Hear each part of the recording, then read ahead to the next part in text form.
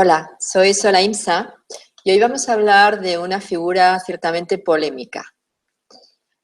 Vamos a hablar de Baphomet. ¿Quién fue Baphomet o qué es Baphomet? ¿Realmente representa al demonio? ¿Ese fue el principio? Históricamente, ¿qué representa realmente esta figura? ¿Quién fue el que hizo la imagen o el dibujo que ha llegado hasta nosotros de Baphomet? Bueno, vamos a hablar de todo un poco, sin darle ningún tipo de ni aceptación ni negación. Quiero decir, va a ser pues una exposición tal cual el tiempo ha ido acercándonos a este concepto de Baphomet y que creo que es la mejor forma, porque si ya lo enfocamos desde un punto de vista de creencia, pues no sería lo suficientemente objetivo ni realista, ¿no? Entonces vamos a hablar, como digo, de este Baphomet. Voy a ir pasándoos una serie de imágenes para, adjuntar a mi exposición y espero que os guste lo que he preparado para vosotros. Vamos a compartir imágenes y vamos a ver primero ese Baphomet que ha llegado a nosotros, cómo es, ¿no? ¿Qué figura realmente representa? Vamos a ponerlo. Bien. Aquí tenemos la figura más conocida de Baphomet. Por tanto, podemos ver como que si fuera un demonio, ¿no? Bien. Baphomet, el que conocemos, el que estáis viendo aquí, es una figura curiosa ciertamente porque, bueno, pues veis que es una cabeza de macho cabrío, ¿veis? La cabecita es de macho cabrío, aquí la tenéis, con una estrella de 5 puntas en la cabeza y una especie de tea o de llama, de luz sobre ella, ¿no? Es andrógino. Está sentado en posición como de meditación y aquí tiene a la parte baja el caduceo. También, si podéis ver los brazos, uno muestra hacia arriba el cielo, el otro hacia la tierra y detrás lleva pues estas alitas, ¿no? Este dibujo, el que estamos viendo ahora, lo hizo un ocultista en los siglos XIX-XX, finales del XIX, que se llamaba Eliphas Levi. En su libro Dogma y Ritual de la Alta Magia, exactamente en 1897. Aquí reflejó esta pintura creada por él y que, bueno, se ha convertido en un estándar de lo que es el ocultismo moderno, ¿no? Este fue Eliphas Levi. Aquí tenéis la imagen de este señor. Eliphas Levi es un seudónimo en realidad, ¿vale? Su nombre verdadero es Alphonse Louis Constant. Nació en 1810 en París y entró en el ámbito eclesiástico porque procede de la línea eclesiástica este hombre, pero se salió pasado unos años, aunque siempre quiso estar vinculado a la Iglesia, siempre quiso estar vinculado a la Iglesia, ¿eh? O sea, eso no terminó nunca de alejarse de ella, podríamos decir, ¿no? De hecho, pues aprovecha la facilidad que tiene de conectar con el mundo eclesiástico para acceder a textos y manuscritos que le sirvieron para instruirse, sobre todo de materias pues que luego le valieron, ¿no? Para introducirse en el mundo ocultista, que fue en el que se le conoce, como que más se le conoce, ¿no? De hecho, la misma Blavatsky reconoció la valía de lo desarrollado por este hombre, aunque también había parte de su teoría que no consideraba que fuera cierta. Blavatsky, ¿no? Iba en contra un poco de los postulados que ella tenía, ¿no? Sobre todo porque procedían de la cábala judía, lo que a ella pensaba que era como una forma mística de exponer una realidad y por tanto se salía de la verdad, ¿no?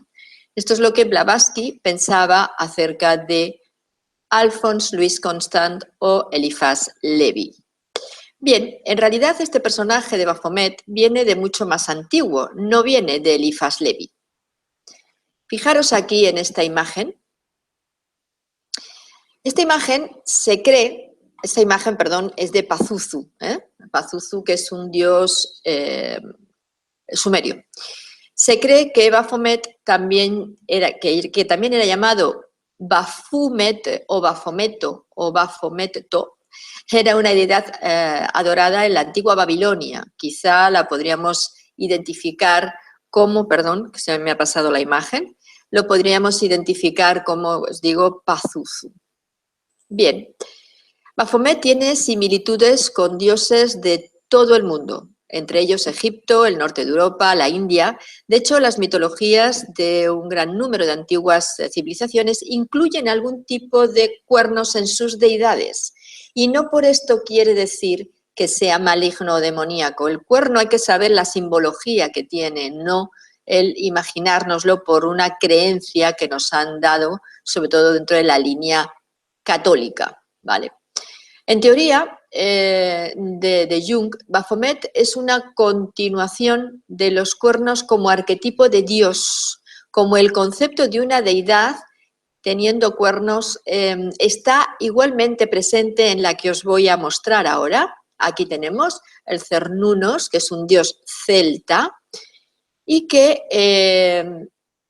también podríamos ver otros como Pan o como Hathor, muchos otros, el diablo cristiano, o sea, hay muchísimos, ¿no? Pero Baphomet tiene un origen común, como digo, en todo esto, ¿no? El tema de los cuernos. Lógicamente, el concepto que nos han imbuido, o la creencia que nos han metido de que los cuernos tienen que ir siempre relacionados a algo maligno, a algo oscuro, a algo negativo, en realidad, como tal, no estaba descrito así en la antigüedad. Lo único que había dioses que se les relacionaba, por ejemplo, con los toros o con los antílopes o con determinados animales, que luego o con las cabras, que luego se les dio, como digo, otras connotaciones, pues, no como muy favorables, ¿no? Aquí tenemos a Cernunnos. Es tradicionalmente representado, como veis, con cuernos en la cabeza, sentado en posición de loto, al igual que el Baphomet que hemos visto al principio, ¿os acordáis? Y que Levi adoptó en su dibujo, ¿no? Aunque la historia de este Cernunnos es un poco misteriosa, no se sabe exactamente, no se habla mucho. Se dice que era el dios de la fertilidad y de la naturaleza. Todos los dioses que tienen connotaciones de animal, sobre todo cuernos, siempre están en relación con la naturaleza y la fertilidad. Es que no tienen una connotación negativa, sino la naturaleza y la fertilidad. Volvemos al sexo de siempre, que parece que todo lo que está relacionado con ese tema tiene que ser maligno, ¿no? Bien, en Gran Bretaña, este aspecto que veis del Cernunnos fue nombrado Erne. Era como se le nombraba en Gran Bretaña. Aquí tenéis a Erne, quizá con una apariencia un poco más animalesca, podríamos decir, ¿no? Era un dios con cuernos, como podéis ver, tiene las características de un sátiro, como en Baphomet, veis que las piernas es como si tuviera una especie de piel, porque en realidad no son las piernas de piel. Si os fijáis en la cintura, ¿veis la cintura? Es como si llevara una especie de faldón de pelo, de animal. Aquí tenemos los cuernos, entre los cuernos un disco solar. Este disco solar recuerda perfectamente hasta a Egipto, ¿no? A los discos solares de Egipto, por ejemplo, de Hathor, que tenía los cuernos de vaca y dentro tenía el disco solar. Eran cuernos de vaca y la vaca para los egipcios era la madre. A ver, nosotros no podemos interpretar los símbolos antiguos desde nuestra creencia actual, que ha sido muy maltrecha por todas las creencias previas. Lo tenemos que interpretar como en su momento ellos creían y como para ellos era ese símbolo. Y el símbolo de los cuernos tenía que ver con lo solar. Por un lado con lo lunar, si hablamos de cuernos de vaca, si hablamos de cuernos de toro solar, y estarían en relación con lo que es el Dios supremo. No tiene otra connotación animalesca de otro tipo. Y cuando vemos la parte baja, como digo, de piel, hablaríamos de la naturaleza, la tierra, lo que representa la tierra, ¿vale? Aquí, como era un dios de la fertilidad, vemos su miembro viril, pero no tiene ninguna connotación de otro tipo. Claro, vemos esto y con la creencia que nos han metido de que el demonio tiene cuernos y va con el falo así en estado de erección y tiene piernas de cabra y todo esto, vemos esto y decimos, aquí tenemos en la representación del demonio, y no es cierto. Seguimos con creencias erróneas, por eso digo que hay que intentar ir a lo más neutro, ¿vale? Y en eso es en lo que intento daros esta idea de neutralidad.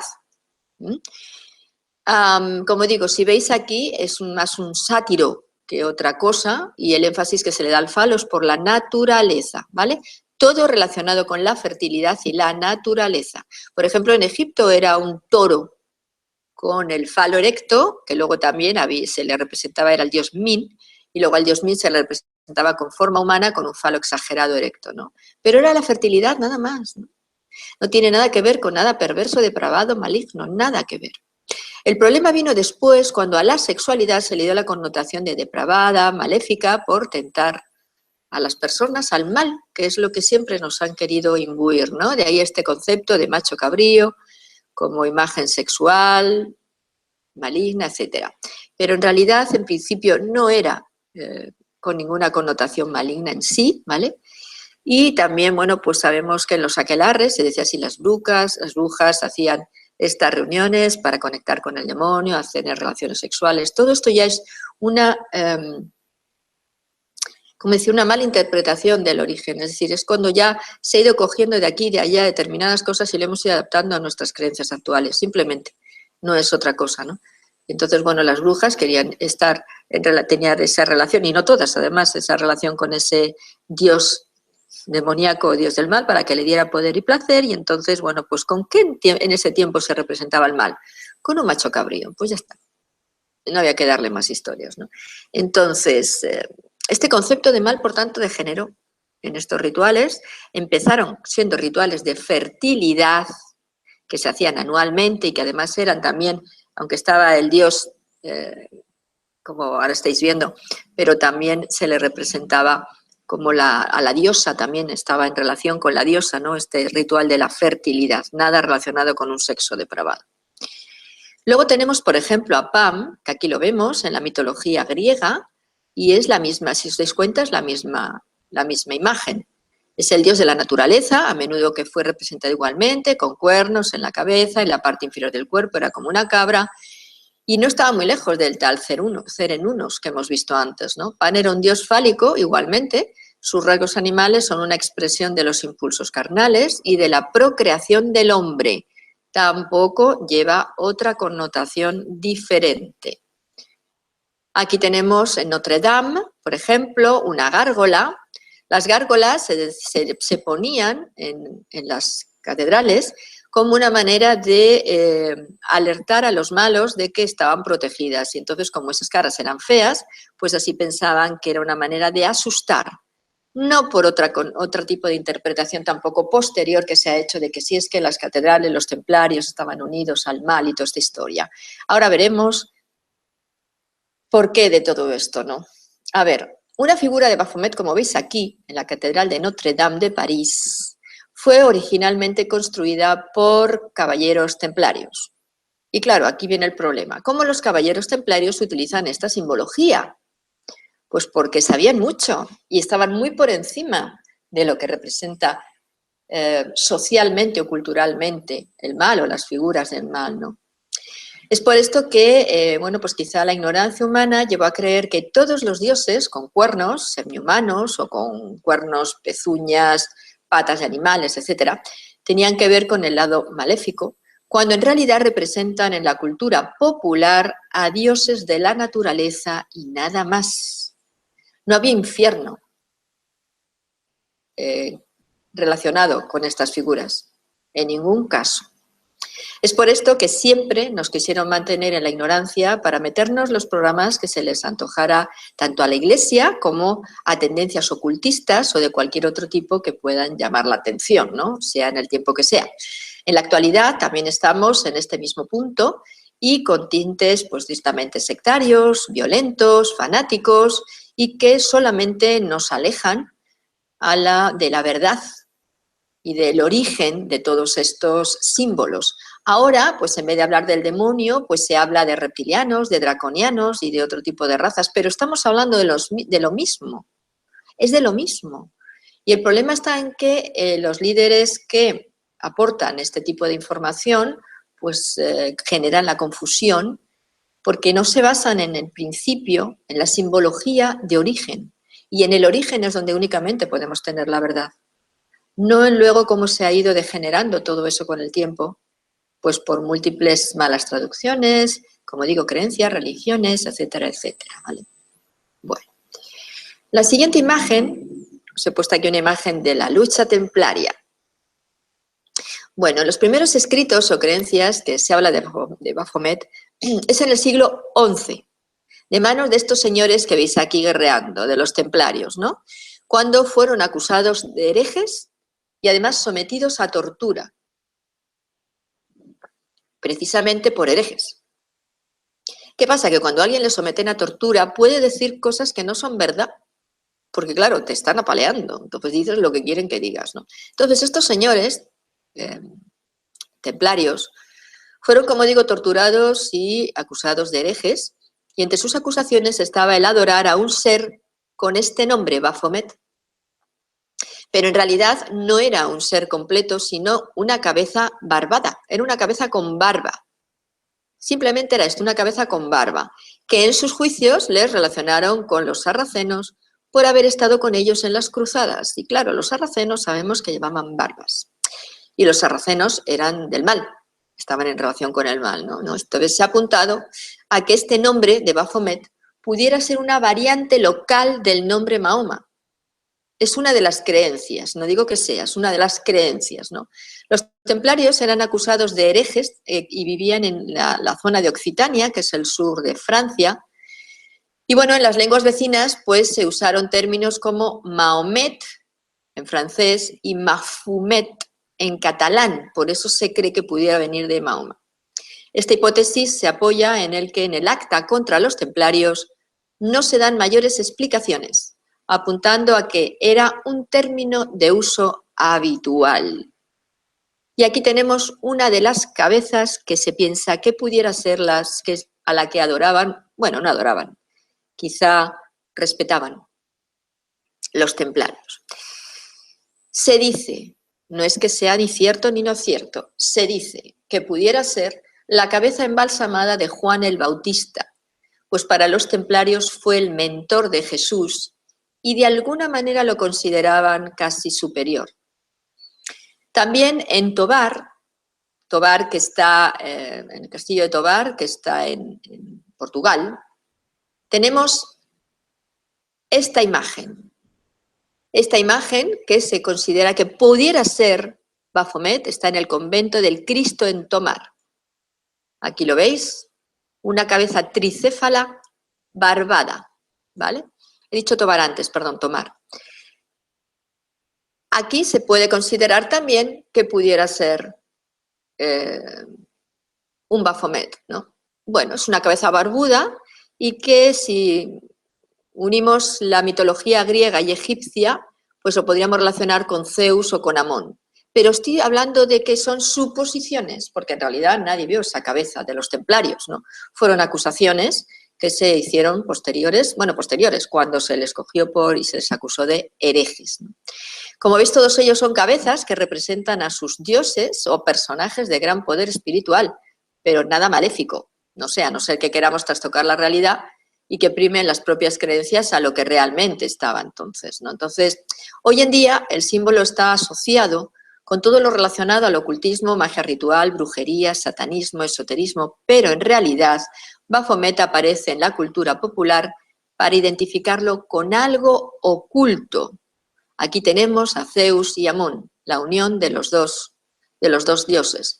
Tenemos aquí los cuernos de Amón y la cara de Zeus, la cornamenta de Amón y la cara de Zeus. Amón era un dios lunar, en realidad se dice que sería el otro lado de Ra. Ra era el dios sol luminoso, y Amón el sol negro, el sol oculto. Por eso lo dibujan también azul, que representa la noche, y es por esto que luego se le ha relacionado con la luna posterior. En principio no era la luna, era el sol negro, la otra cara del sol o el sol en los momentos que no se ve. Por eso, como digo, posteriormente se le relaciona con la luna, pero nada que ver en origen. Entonces, aquí tenemos al carnero, los cuernos del carnero, ¿vale? Y la cara de Zeus, Zeus Amón, otra cabeza que pudiera estar relacionada con el Baphomet. Y aquí volvemos a tener a el famoso Baphomet. el famoso Baphomet de Eliphas Levi. Vamos a ver un poquito de qué va este Baphomet de Eliphas Levi, ¿no? Vamos a ver un poquito. Vamos a ver. En realidad, este es el que ha llegado a nosotros. Hay mucha tradición de Baphomet, pero este es el que ha llegado a nosotros, el que se conoce en la actualidad, el creado por Eliphas Levi, ¿vale? A ver, él era un ser cabalista, él era un hombre cabalista, había estudiado de la cábala en profundidad, y además desde el punto de vista más profundo, más esotérico, ¿no? Y la cábala no tiene nada que ver con nada oscuro ni nada negro. Eso es una creencia antisemita posterior, que viene además, la base del antisemitismo viene de un libro, ¿verdad?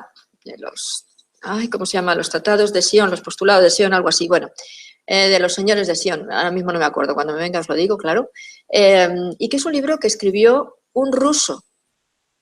Un ruso escribió el tratado de los postulados de Sion, que es el tratado antisionista, y luego eso lo hemos adoptado en todos los lados, ¿no? Yo no tengo nada ni en pro ni en contra del judaísmo. No soy judía, por supuesto, ni tengo nada en pro ni en contra.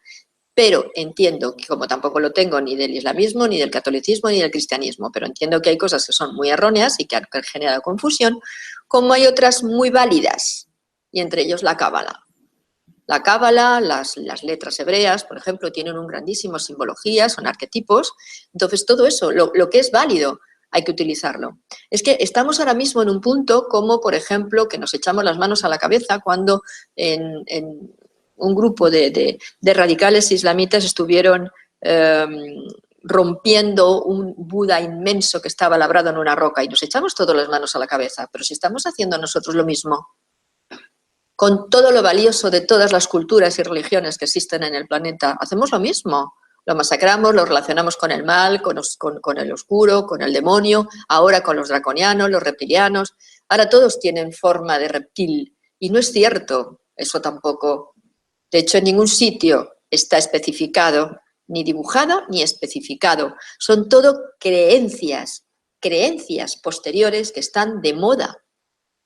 ¿Que hay parte de base en algunas cosas? Sí, pero en todo no.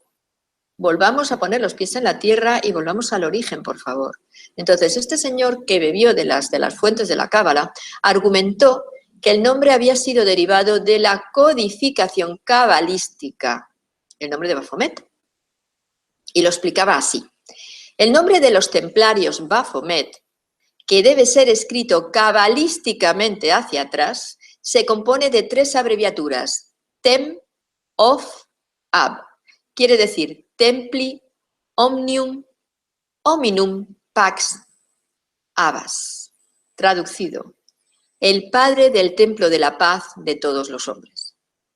Eso quiere decir Baphomet, el Padre del Templo de la Paz de todos los hombres. Hasta ahí, ya está. No. Ahora vamos a explicar un poquito lo que es este símbolo, sí, es cierto. O sea, toda esta simbología, todo este dibujo, ¿vale? Pero eso es lo que quiere decir la palabra Baphomet, el Padre del Templo de la Paz de todos los hombres. Arkon-Daraul, que fue otro estudioso, Arkon-Daraul en realidad es un seudónimo, ¿vale? El verdadero nombre es Idries Shah. Es autor y es maestro de la tradición sufí y de la magia, y argumentó que Baphomet vino de la palabra árabe Abu Fiama, que significa el padre del entendimiento. Aquí tenemos una persona que está en la línea sufí. Sufí es la tradición más mística, espiritual del islamismo, ¿vale? En la línea islámica. Entonces, él que era sufí decía que la palabra Baphomet venía de Abu Fiama, que quiere decir el padre del entendimiento. Quizá vaya un poco en relación con lo que decía Eliphas Levi, el padre del templo de la paz de todos los hombres. Tenemos también a otro estudioso que vamos a poner aquí lo veis, es el doctor Hugh Schofield, cuyo trabajo sobre los rollos del Mar Muerto, que es por lo que se le conoció, porque estudió los rollos del Mar Muerto, desarrolló una de las teorías más interesantes al respecto de Baphomet, ¿no? Schofield había estudiado un sistema de cifrado judío llamado la cifra Atbas, que se usó en la traducción de algunos de los rollos del Mar Muerto, porque en la antigüedad, esa es otra cosa a entender también, ellos tenían una manera de escribir cifrada para que no pudiera ser leída por cualquiera, sino solamente por los entendidos. Y seguían el sistema Atbas. Bueno, pues este señor, Hugh Schofield, siguiendo este sistema, afirmó que cuando se aplica el sistema a Baphomet, la palabra quiere decir Sofía, que significa conocimiento, y también es sinónimo, lógicamente, de la diosa. Así que aquí tenemos que Baphomet, descifrado según el método Atbas, quiere decir Sofía o conocimiento. Es muy curioso todo esto, ¿no creéis? En 1589, Peter Bitzfeld, que creo que no tengo foto, pero vamos a pasar y vamos a volver aquí al Baphomet. No tengo foto de Peter Bitzfeld, pero bueno, en 1589 asoció este señor en 1589 fue quien asoció cada pecado capital con un supuesto demonio que tentaba a la gente por medios de este pecado. Él hizo la clasificación de los demonios por Bitzfeld, que es como se llama el tratado, ¿vale? Y ahí fue donde dijo, bueno, pues que Asmodeo era la lujuria, Belcebú la gula, Mamón a la avaricia, Belfegor la pereza, Amón la ira, Leviatán la envidia y Lucifer el orgullo. Pero es que en realidad estos nombres, en origen, no tienen nada que ver con esto. Este señor lo hizo a su santo antojo. En realidad Asmodeo era el guardián de los tesoros, de lo que se oculta, de los tesoros, no tienen nada que ver con la lujuria. Belfegor era el guardián de París, de la ciudad de París. Nada que ver con la pereza. Amón es, como he dicho antes, el dios egipcio que tiene que ver con el sol oscuro, es decir, con la noche, con lo que se oculta. Si os dais cuenta, fijaros, en cada una de estas palabras siempre he puesto lo que se oculta. Y ahí está la clave. El miedo a lo que se oculta, porque pensamos que lo que se oculta tiene que ser malo. Por eso no queremos mirar a nuestra sombra ni a nuestro interior, porque ahí es donde está lo malo que nos puede dominar. ¿Os dais cuenta de la gran relación que hay? Y Lucifer, que lo relacionan con el orgullo, en realidad Lucifer es la luz, el que trae la luz, pero también desde lo oculto, lo mistérico, lo esotérico con S, no con X, que sería lo externo, lo obvio. Por ejemplo, pues no sé, rituales mágicos de tradición, cosas que son lo que está basado, el exoterismo está basado en la creencia, ¿vale? Y en la tradición. El esoterismo con S es lo oculto, lo profundo, la verdad, lo auténtico. Curioso que estos Asmodeo, Belfegor, Amón, Lucifer, todos tengan que ver con esto oculto. Leviatán era la serpiente marina. ¿Qué tiene que ver con la envidia? Leviatán no era una entidad, no era un demonio, era una serpiente que decían que estaba en el fondo de los mares, un poco en relación quizás con Apopis o a Napoleón, que son serpientes sí un poco relacionadas con lo oscuro, sí es cierto ahí, ¿no? Pero es el único. Entonces, y Belcebú viene de Baal, que era un dios sumerio. Vamos a una tradición un poco que está de moda ahora, ¿no? Decir todo lo malo que viene de ahí. Bien, pues aquí tenemos a este señor, Peter Bitzfeld, que hizo esta clasificación y que la hemos tomado como real. Si este señor en realidad no tiene mucho que ver con nada, y fue en 1589. Aplicó sus propias creencias. Sus propias creencias. Vale, aquí vemos este Baphomet. Vamos a retomar la imagen. Vamos a ver qué es lo que realmente quiso representar Eliphas Levi. Y para que veáis que no tiene nada que ver con el mal ni con el maligno, por mucho que pueda parecerlo, porque en realidad lo parece, lógicamente, ¿no? No es una imagen como muy agraciada, las cosas como son, ¿no? Bueno, los símbolos de esta imagen son neutros en sí y solo las mentes guiadas por eso creencias, pues pueden darle una connotación maléfica, ¿vale? Es una imagen llena de simbología ocultista. Sí que es cierto que no fue la más acertada por parte de Levi, pues porque ya vemos que es como muy fea, ¿no? Al mezclar pues determinados símbolos, sobre todo porque mezcló determinados símbolos, ¿no? Pero también está en nosotros el no dejarnos llevar por conceptos religiosos, ¿verdad? Para no caer en el mismo error que se ha estado cayendo siempre. Fijaros en esta imagen. Vamos a ver. El prefacio del libro de Levi, ¿vale? El prefacio de su libro fue el siguiente. La cabra, que es lo que vemos en esta cara, de cabra, macho cabrío, con sus cuernos, ¿vale? Lleva el signo del pentagrama, aquí, en la frente, con un punto en la parte superior y un símbolo de la luz.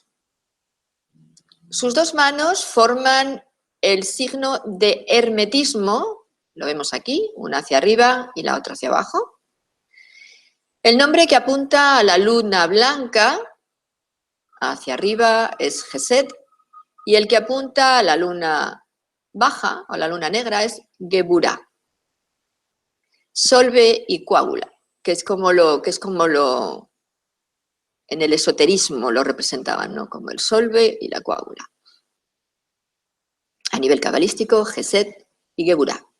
Este signo expresa la perfecta armonía de la misericordia y de la justicia.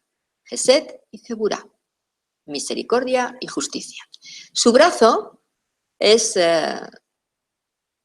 uno de sexo femenino y el otro de sexo masculino. Representaría al andrógino, ¿verdad? Es como el andrógino de Kunrad. Son los atributos que hemos tenido que unir con los de la cabra. Eso es lo que él decía. Su brazo es de sexo femenino, otro masculino, como los del andrógino Kunrad, los atributos que hemos tenido que unir con los de la cabra. Palabras de él, ¿vale? Y sigue diciendo, porque él es uno y el mismo símbolo. La llama de la inteligencia brillante entre sus cuernos es la mágica luz del equilibrio universal, la imagen del alma elevada por encima, como la llama, mientras que fueron atados a la materia, brilla por encima de ella. La cabeza de la fea bestia, que aquí tenemos esta cabra bastante fea, cierto es, expresa el horror del pecador, cuya actuación material que forma parte el único responsable, tiene que soportar el castigo exclusivamente. Es decir, marcaría nuestras debilidades, esa parte más de frecuencia baja del humano, pero no es demoníaco porque el humano no es demoníaco, ¿vale? Solamente tenemos una parte más material, otra parte más espiritual. Ya está. Nuestras tendencias, nuestros temores, nuestras particularidades, como queráis llamarlo. Por eso dice que la cabeza de la fea bestia expresa el horror del pecador, cuya actuación material, que forma parte el único responsable, tiene que soportar el castigo exclusivamente porque el alma es insensible de acuerdo con su naturaleza y solo se puede sufrir cuando se materializa. Cuando habla de insensibilidad quiere decir que no sufre, ¿vale? Que no tiene esa particularidad que tiene el humano. La varilla de pie en lugar de los genitales, aquí tenemos el caduceo, simboliza la vida eterna. El cuerpo cubierto de escamas, aquí lo vemos, son las escamas del agua, ¿vale? El semicírculo por encima de ella es la atmósfera. Las plumas siguen por encima de estas que vemos aquí, las plumitas en sus alas, hablan de la volatilidad, pero también hablan de la conexión, de la capacidad de elevarse. La humanidad está representada por los dos senos de mujer y los brazos andróginos de esa esfinge de las ciencias ocultas. Quiere decir que las esfinges también tenían los dos senos, ¿vale? Y la androginia de los brazos, que representaría esas esfinges de las ciencias ocultas. Es una mezcolanza, está claro. Pero él no quería representar un demonio. Quería unificar todos los símbolos que hablarían de lo que el humano tiene de terreno y de divino. Y nada más. Lo tenemos en una posición de Buda. Tenemos las patitas aquí de cabra, si es cierto. Volvemos a la animalidad, esa parte más baja del hombre. Pero en realidad esto es el hombre. Esta figura representa al hombre con sus luces sobre la cabeza y sus sombras. Esta parte como si fuera como el dios Pan, lo pongamos, ¿no? Y encima está sentado encima de una esfera, en algunos sitios lo pone encima de un cubo, que eso ya sería en el tarot, ¿eh? Porque el cubo representa la materia. Aquí estaría sentado como en una especie de cubito, veis aquí una parte recta, pero esta parte de abajo es como si fuera el planeta. Bueno, esto es Baphomet. Así que en la representación de Levi, Baphomet representa la culminación del proceso alquímico, la unión de las fuerzas de oposición para crear la luz astral. La base de la magia y la iluminación. Esto es Baphomet. La cabra hermafrodita de Menes fue una criatura compuesta para simbolizar la luz astral. Aquí tenemos la cabra hermafrodita de Menes. El carnero o la cabra de Menes, lo podéis ver aquí, está sacado de imágenes con base de la cultura egipcia, ¿vale? La cabra de Menes, ¿no? Fue una criatura, eso, compuesta para simbolizar la luz astral. Y es muy parecido al Baphomet Pateos también, ¿no? Y la mística, bueno, pues de todas las ceremoniales, de otras culturas, templarias, etcétera, ¿no? Aquí, como veis, tenemos eso, la cabra de Menes, del griego Mendesios, nombre que se le daba al Bajo Egipto en los días anteriores al cristianismo. Era el carnero que representaba a Amón. Aquí tenemos a Amón. Por eso luego a Amón se le puso como que era un ser oscuro y que estaba en relación con uno de los pecados capitales. ¿Recordáis? Que a Amón lo relacionaban con el pecado de la ira. Pues viene de aquí. Y es un dios egipcio, una representación de ese sol cuando no se ve, esa parte del inconsciente profundo, eso es Amón. El sagrado espíritu viviente de Ra. Amón Ra, que significa lo mismo que el vacío, el principio. Esotéricamente hablando también estaría simbolizando a Pan, ¿no? Siguiendo, aquí tenemos el carnero de Amón, ¿veis? Y aquí tenemos a Zeus, Amón, lo que antes os había ya comentado, ¿vale? En el santuario de Amón-Ra se le conocía como Pavi-Neb-Nant o Ba-Neb-Tetu, que en las inscripciones asirias era llamado Binebi. Los griegos lo llamaban Mendes y posteriormente Mendes o Mendesios, de ahí la cabra de Mendes. La confusión en los hombres le fue útil a todos y así que nada se aclarara y todo quedara en confusión, ¿no? Entonces, durante el reinado de los Ptolomeos, Mendes se hizo célebre por ser un dios cabra. Curioso, ¿no?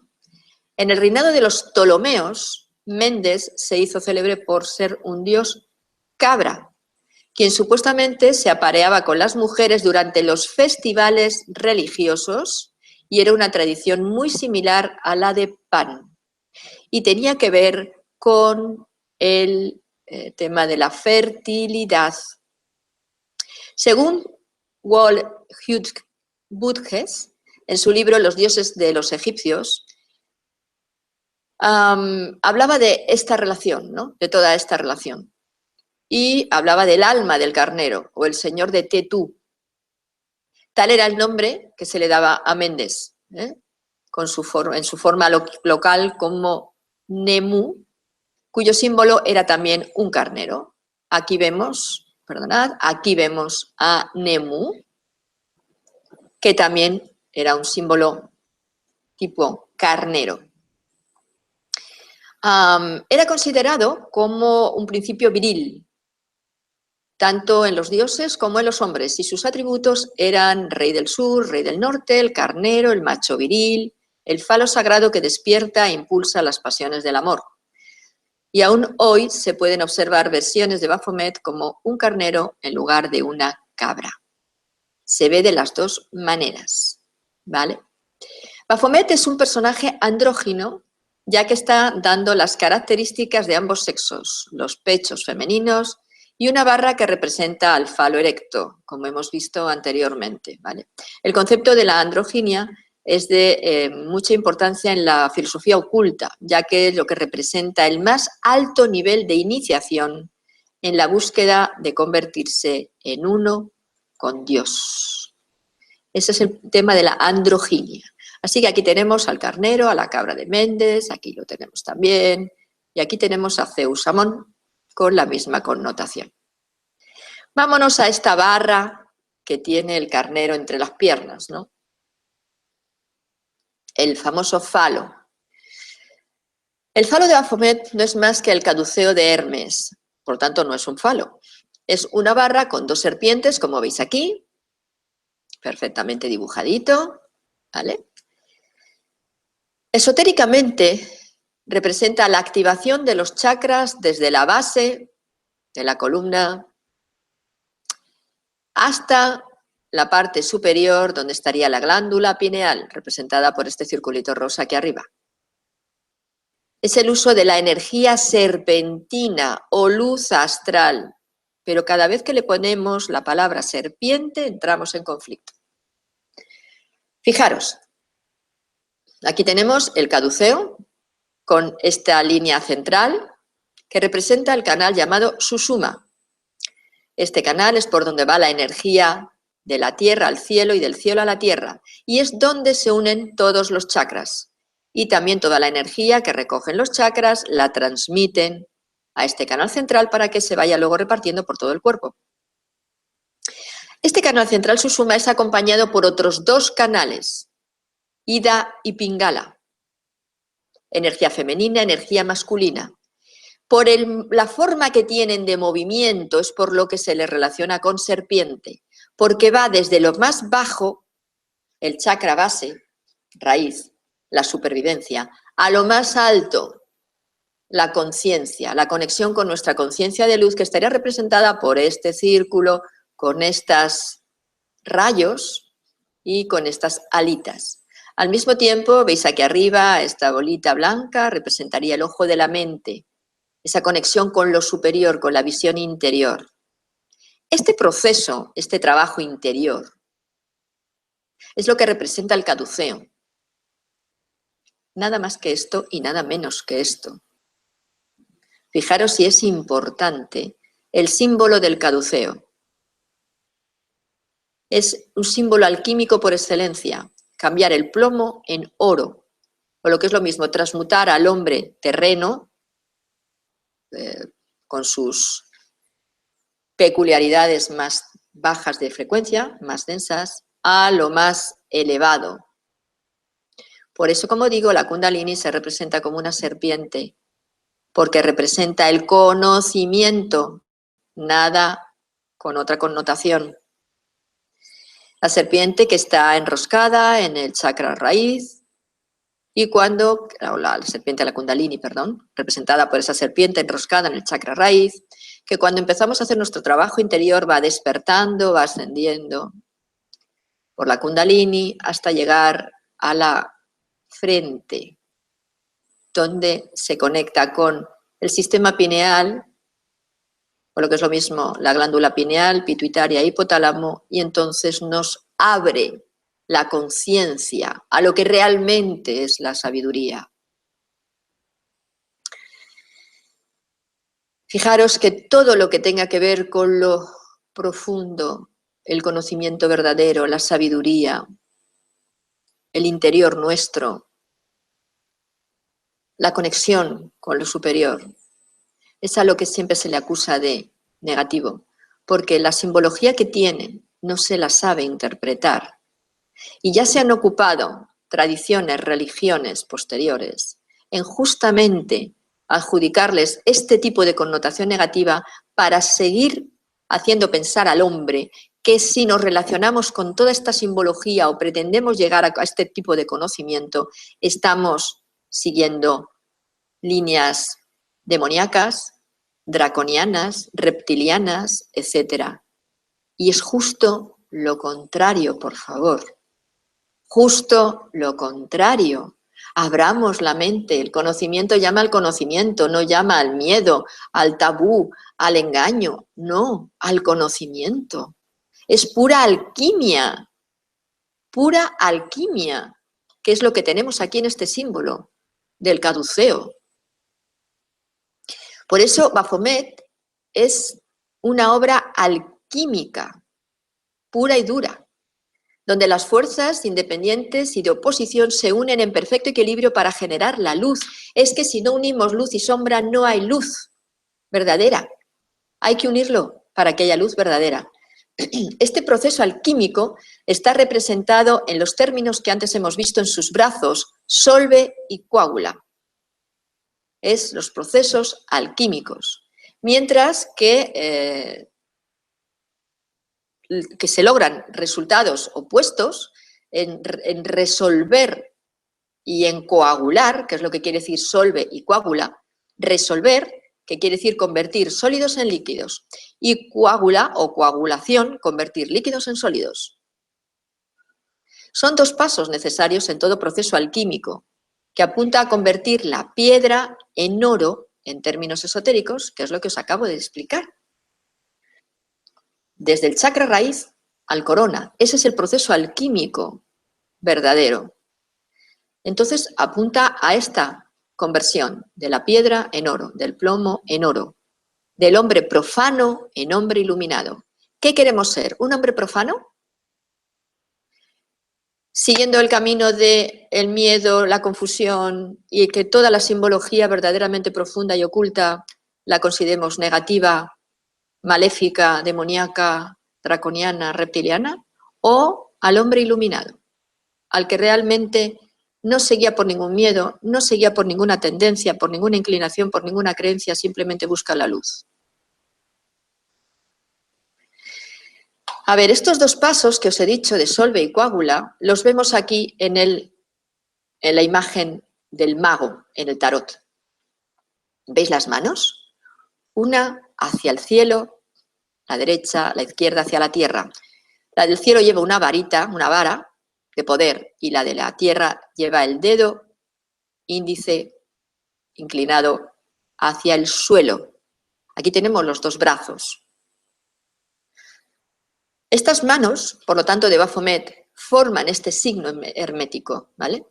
Es una representación visual de un axioma hermético que sabemos, como es arriba, es abajo. Esta tendencia resume, por tanto, la totalidad de las enseñanzas y los objetivos del hermetismo. En el microcosmos es el hombre, sería como el macrocosmos, que es el universo. Esta es la premisa del hermetismo. Como es arriba, es abajo. Por lo tanto, la comprensión de uno es igual a la comprensión del otro. Es la ley de correspondencia que, bueno, se dice que viene de Hermes Trismegisto. En realidad, lo que son estas leyes naturales, estas leyes que están escritas en el Kybalión. El Kybalión no lo escribió Hermes Trismegisto. Es un libro posterior que podéis encontrar información sobre él en vídeos en mi canal. Uno que hice también en Caja de Pandora sobre la ley de causa y efecto y el karma. Entonces hay dos vídeos, uno con Pandora y otro en mi canal, y que a los dos hablan del Kybalión, de la falsedad del Kybalión, de ser hermético, porque se sacaron algunas de los axiomas de un tratado oriental, el Tratado de la Guerra. Bien, Pero bueno, la ley de correspondencia dice que lo que está abajo se corresponde con lo que está arriba y lo que está arriba con lo que está abajo, para llevar a cabo los milagros de una sola cosa. Así, el dominio de esta fuerza de la vida astral, es lo que se conoce por los modernos ocultistas como magia. Aquí tenemos la magia. Volviendo aquí a la imagen de Baphomet, veis que cada una de las manos, la mano derecha con solve y la mano izquierda con coágula, femenino, masculino, cielo, tierra. Bien, cada una de las manos de Baphomet, como veis, apuntan a estas direcciones opuestas. Como hemos dicho antes, las lunas, luna blanca, luna negra, Yeset, Egurá, coágula, solve, son dos conceptos opuestos en la Cábala. ¿Vale? Entonces, el Sefirot Yesé está asociado con la gentileza, dado a los demás. Y Geburá está asociado a la moderación de la necesidad de conferir bondad a los demás, cuando el destinatario de ese bien es considerado indigno y responsable por abusar de ella. Por lo tanto, aquí vemos ese equilibrio. El equilibrio entre el dar y el no dar cuando ha habido un exceso. Por lo tanto, crear, controlar. El concepto de control no estoy hablando en plan negativo, sino en la misma, por ejemplo, en el cosmos, por ejemplo, en nuestra galaxia, hay un agujero negro en el centro. ¿Qué es lo que hace? Controlar el exceso de creación de estrellas, porque si no, cuando todo se crea, y no existe el concepto de muerte o de destrucción, pues entonces explotaría. Y aquí voy al concepto de destrucción. Parece que la palabra destrucción siempre tiene que ir ligado a algo malo. Y destrucción no es algo malo. Simplemente es dar paso a otra cosa nueva, porque destruir es como si fuera morir. Tú matas algo para que nazca algo nuevo. No le demos la connotación de destrucción maléfica o de otro tipo. Esto es lo que quiere decir Yesei Geburá. Este equilibrio. Son dos conceptos que se oponen, pero porque buscan el equilibrio. Si no existe este equilibrio, no existe nada. Entonces, bueno, pues así podemos ver que lo que creemos que era el símbolo del mal, como vemos aquí, no es más que un símbolo ocultista que incluye muchos símbolos para representar la perfección, el todo, la unión de opuestos, representando a su vez el axioma como es arriba, es abajo, el microcosmos que representa al macrocosmos, la Trinidad en la unidad. Nada que ver con ningún concepto maligno, oscuro, maléfico.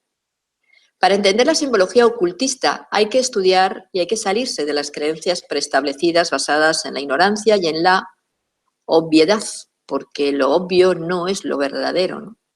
Entonces, profundicemos en lo oculto, en lo secreto, y encontraremos ahí la verdad.